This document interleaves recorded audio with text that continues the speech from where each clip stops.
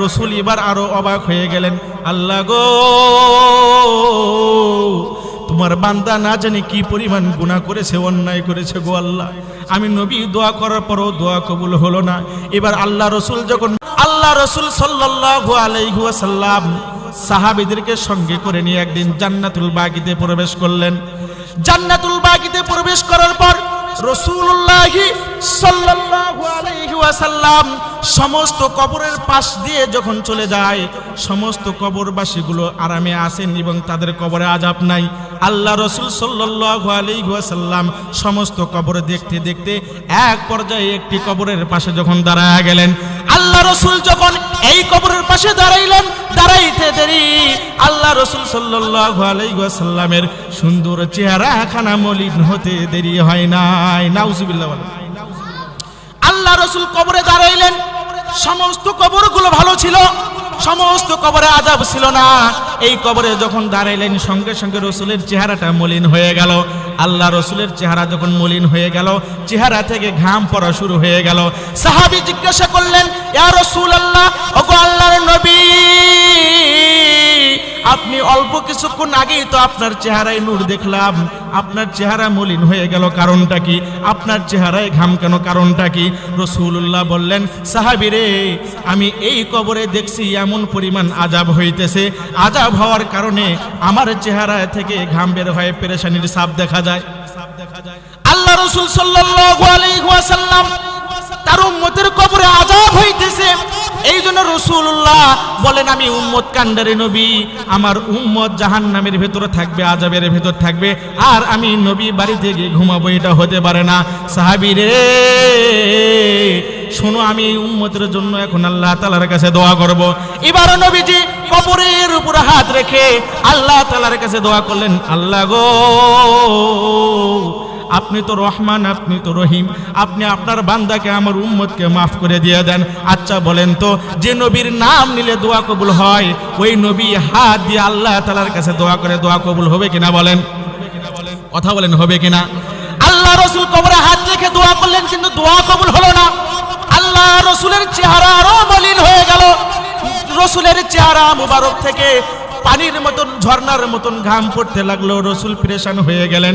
সাহাবী জিজ্ঞাসা করলেন, ইয়া রাসূলুল্লাহ, আপনার চেহারা আরো মলিন হলো, কারণ কি? রাসূল বলেন, আমি দোয়া করার পরেও এই কবরের আযাব মাফ হচ্ছে না, নিশ্চয়ই এই ব্যক্তি বড় ধরনের কোনো গুনাহ করেছে, তা না হলে আমি রাসূল দোয়া করছি, আল্লাহ তাআলা দোয়া কবুল করে না। আল্লাহ রাসূল আবারও দোয়া করলেন, কিন্তু দ্বিতীয়বারও দোয়া কবুল হলো না। আল্লাহ রাসূল এবার বললেন, সাহাবী তুমি শোনো, মদিনার বাজারে গিয়ে একটা এলান দাও। মুহাম্মদুর রাসূলুল্লাহ এলান দিলেন, জান্নাতুল বাকিতে যত কবর আছে, সমস্ত কবরের আত্মীয় স্বজন গেল যেন সবার কবরে এসে দাঁড়ায়া যায়।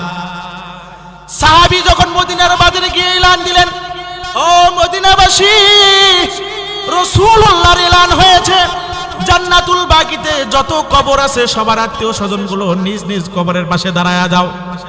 এলান দেওয়ার পর অল্প কিছুক্ষণ পর তাকায়া থেকে দেখেন সবার আত্মীয় স্বজনগুলো এসে নিজ নিজ কবরে দাঁড়ায়া যায়। আল্লাহ রাসূল এবার তাকায়া থেকে দেখলেন যে কবরের ভিতরে আযাব হইতেছে, ওই কবরের আশেপাশে কেউ আসলো না, কাউকে দেখা গেল না।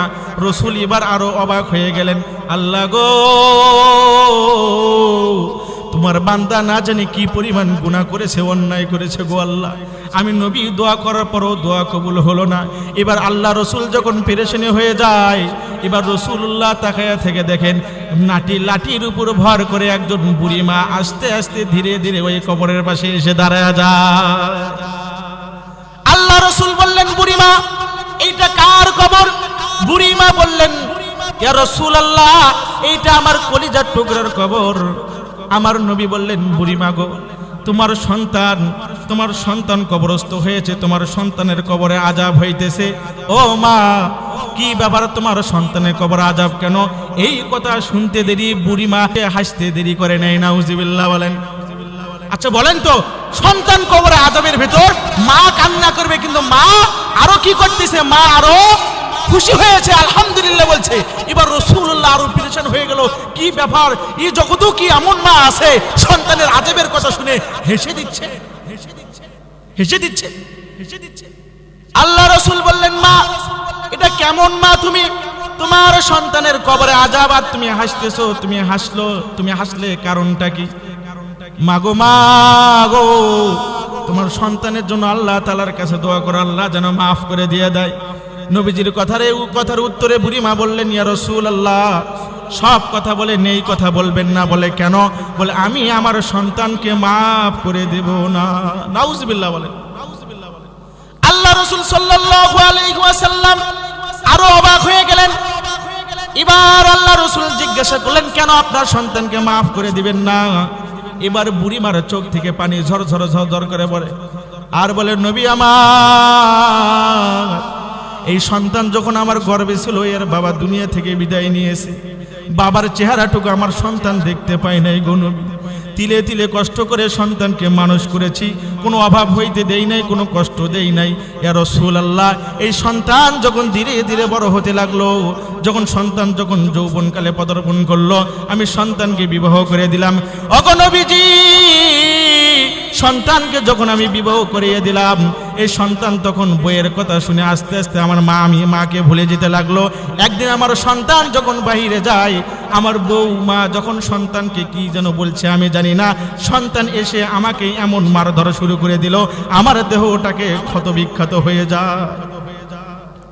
নবীজির সামনে বুড়িমা যখন এই কথাগুলো বলেন, চোখ থেকে পানি পড়ে।